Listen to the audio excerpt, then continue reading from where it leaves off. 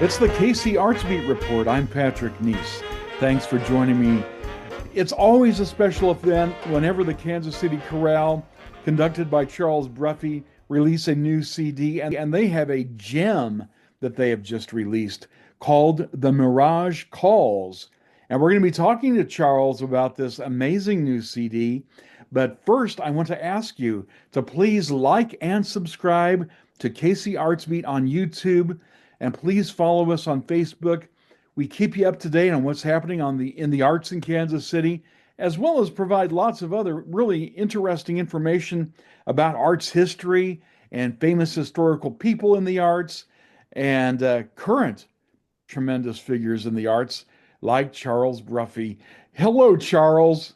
You are too kind, Patrick. Thank you very much. And Sure. remember the last time we were together, we decided we were going to be beatniks. Yeah, beatnik. That's right. Arts beatniks. Yeah, I got to Right. remember that. I got to get that Yes. marked. Yeah. Thank you for that, Charles.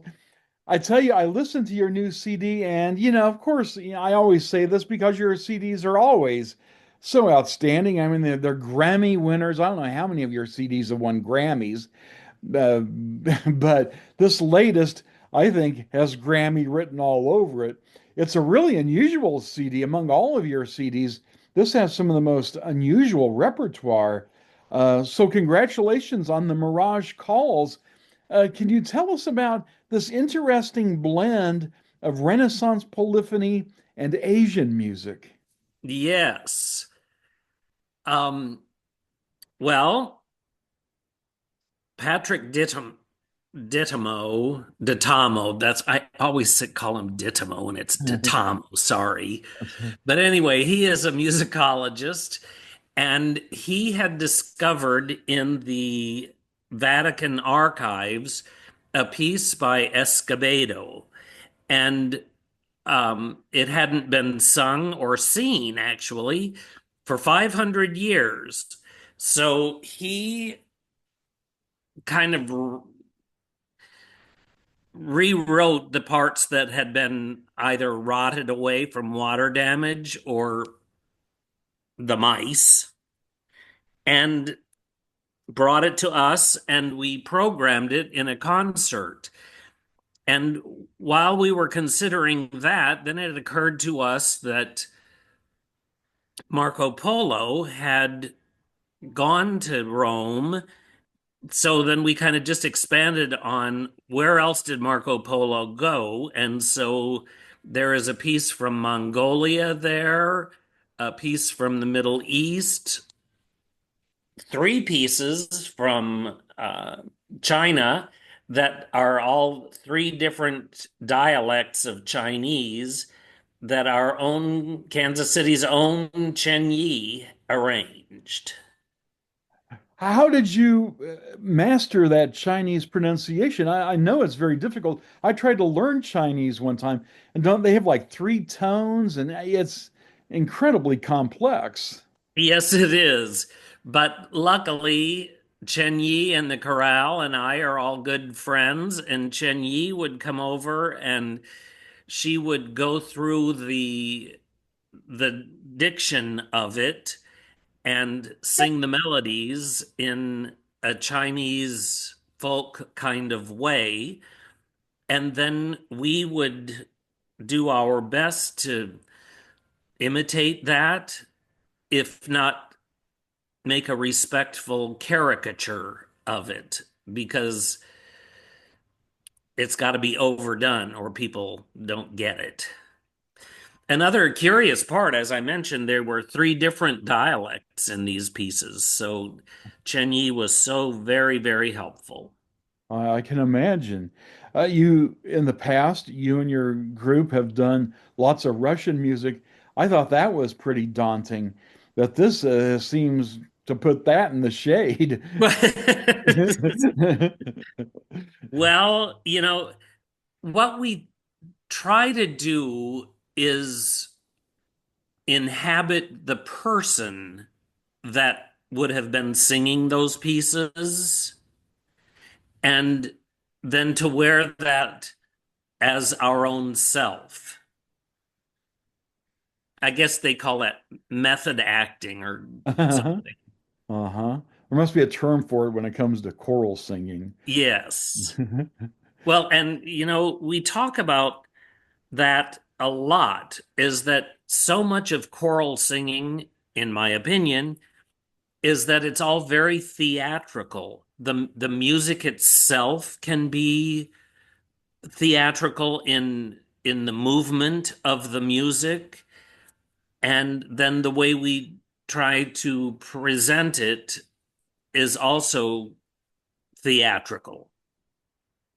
Well, you do have a theatrical flair to your performances and recordings. And this one, just by the very nature of the songs, has a certain theatrical element to it. I want to get back to the Escobedo. So 500 years it hadn't been heard. So that when you performed it, was that the first time it had been performed in 500 years? Yes. And Wow. the first time we performed it, gosh, I don't know how the time has passed, but it was in 2019. Wow. And then we decided that we should maybe make a recording of that. It took quite a bit of time to raise the funds, quite honestly. And, we really are so proud of this. And that the chorale was so skilled and adept at singing in all of these different languages and all of these different time periods and musical styles. When I first looked at the track listing on the CDs, I have to admit I was a little skeptical of how all this was going to work together, but it just flows and all the pieces complement each other so beautifully. And the Escobedo, I was very taken with that piece. Was he a contemporary of was it Victoria or was he? Yes, it sounds like a Spanish name. I don't know much about Escobedo. I honestly, I don't either. Uh-huh. Well, if it was 500 years ago, yeah, and it has that Palestrina kind of quality to it. Correct. So, And that this piece, the whole choir sings some, and then we had a double quartet that would do the other insertions, and we have some solo incipits in there. what's that? It's when they would sing just the beginning of a chant to set the tone, the pitch. Gloria in excelsis Deo. And then everybody knows that this is the note that the chord is built on, and that the piece is built on that chant too. That's just one Uh-huh. weak example in my voice. That sounded great. It did. Uh, what was the most challenging piece on this album that you found for yourself and the choir to master? Probably the Escobedo, because when music is simple, not that this Escobedo is simple in any way, but there is no hiding in simplicity. Mhm. And it's all unaccompanied, and it is several movements long, several mass parts long. And so, thank heavens, we have great singers in the chorale, because then tuning becomes an issue. If your tuning in one piece migrates, then it impacts everything else that comes. Well, I hope we've whetted people's appetite to hear this CD, The Mirage Calls, featuring the Grammy-winning Kansas City Chorale led by Charles Bruffy. Maybe we can give people a taste of the CD. Do you have a track that you would like us to play? Yes, well, let's talk about those Chinese folk songs again. There's a very famous folk song, Mo Li Hua, and this is arranged by Chen Yi, and we get to show off some of our Chinese language and tone. 好一个茉莉花，好一个茉莉花，我女我的将你将那个她，我有心切多年，又把天花的人儿马。我有心切多年，又把天花的人儿马。好一个茉莉花，好一个茉莉花，女我的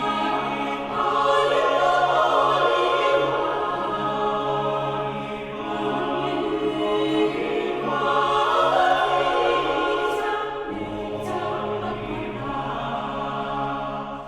我有心切多年，又把眼里把发呀。我有心切多年，又把眼里把发呀。